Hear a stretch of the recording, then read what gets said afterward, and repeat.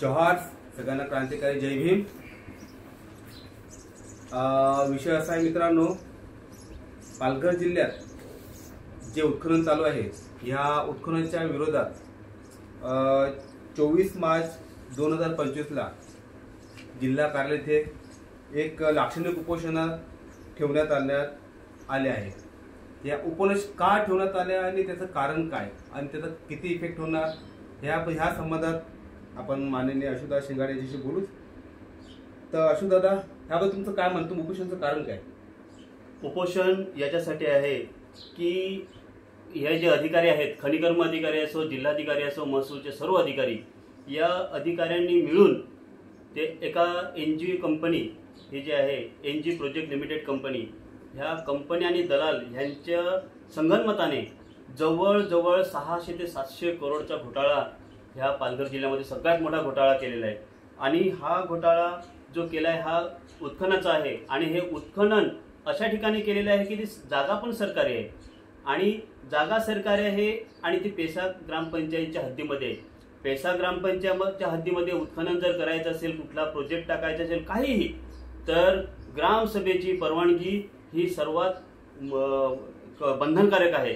एवढं असताना ह्या बावडा ग्रामपंचायतने येथील सरपंच सदस्य या लोकांनी कंपनीशी संगनमत करून सुट्टीच्या दिवशी ग्रामसभा आयोजित केली, तेही कार्यालयात नव्हे, एका पाड्यावर ती ग्रामसभा आयोजित केली आणि तिथून ह्या लोकांनी अशी परमिशन घेतली की बाबा इथे एक आमचा तळा आहे आणि त्याच्यातील गाळ काढायचा आहे। आता ह्या तळ्यातला जर गाळ काढायचा असेल तर तो गाळ हा गावातील लोकांना, शेतकऱ्यांना त्याचा उपयोग व्हायला पाहिजे, ह्यासाठी काढायचा असतो। परंतु ह्या लोकांनी गाळ काढण्याच्या निमित्ताने सपाट जागेवरती इतकं प्रचंड उत्खनन केलं की ते उत्खनन जवळजवळ 20 लाख ब्रासच्या पेक्षा जास्त आहे आणि एवढे हे उत्खनन 10,80,000 पेक्षा जास्त आहे। एवढे हे उत्खनन करून 600 ते 700 करोडचा घोटाळा केला। तरीही या जिल्ह्याचे सन्माननीय कलेक्टर साहेब ह्या विषयाकडे दुर्लक्ष करीत आहेत आणि त्यांनी ह्या गोष्टीकडे लक्ष द्यावं। जर त्यांनी लक्ष नाही दिलं तर ते आता रिटायर होत आहेत, तर रिटायर होता जर ह्या गोष्टीकडे दुर्लक्ष जर त्यांनी केलं तर आम्ही असं समजू की कलेक्टर साहेबांचा पण ह्या बाबतीत हात होता की काय। इट मशीनद्वारे त्याची चौकशी, मोजणी करावी म्हणून आम्ही मागणीचं लेटर दिलं होतं सप्टेंबरमध्ये मागच्या वर्षी। त्या लोकांनी टीम बोलावली आणि गपचूप ती मोजणी केली, दाखवलीच नाही। खरंच आली होती की माहिती नाही, परंतु ह्या 10,80,000 पेक्षा जास्त ब्रासचं अतिरिक्त उत्खनन केलेल्या ठिकाणी फक्त 30,000 अतिरिक्त उत्खनन दाखवलं आणि त्याचा दंड फक्त त्या कंपनीला लावला, कंपनीने दंड भरला। एवढंच नव्हे तर ह्या खनिकर्म विभागाने, जिल्हाधिकाऱ्याने त्याच जमिनीवरती ह्या सरकारी सर्वे नंबर 304/52/1 ह्याच सरकारी जागेवरती पुन्हा रॉयल्टी दिली आणि ह्या रॉयल्टीला देताना ग्रामसभेची परमिशनच नाही।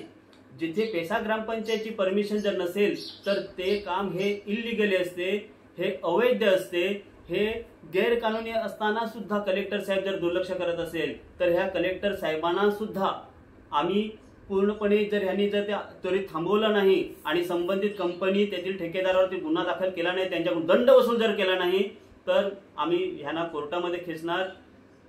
एक दिवसीय लाक्षणिक उपोषणामध्ये जो काय कलेक्टर साहेब, खनिकर्म विभाग याच्यातून जर मार्ग काढत असतील, मार्ग म्हणजेच त्या कंपनीवर तेवढा दंड लावणं आणि त्या कंपनीतून दंड वसूल करून ते जे पेसा ग्रामपंचायत आहे त्यांना कमीत कमी 20% कायद्यानुसार त्यांना त्याचं उत्पन्न द्यावं आणि एवढं करून ह्या कलेक्टर साहेबाने जिल्ह्यातील इतर ठिकाणचं अवैध उत्खनन थांबवावं।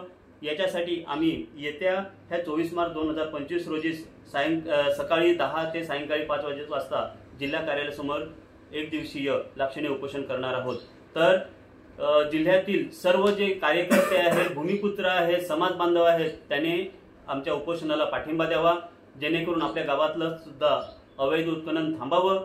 यासाठी आम्ही हे करणार आहोत। धन्यवाद। जोहार। जोहार।